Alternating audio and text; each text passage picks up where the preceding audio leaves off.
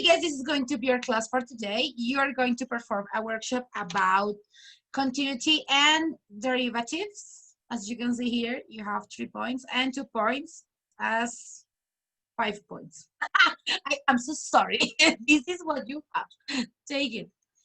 So I am going to help you with the first one because I know this one is hard because you have never seen.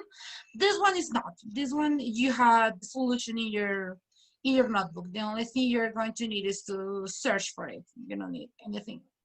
And these three, well, you know how to do it. So, okay, so thank you very much for your attention. You're being so kind. Remember to follow me on my social media. You can find me by Schrödinger's cat. And see you in another video. Bye-bye.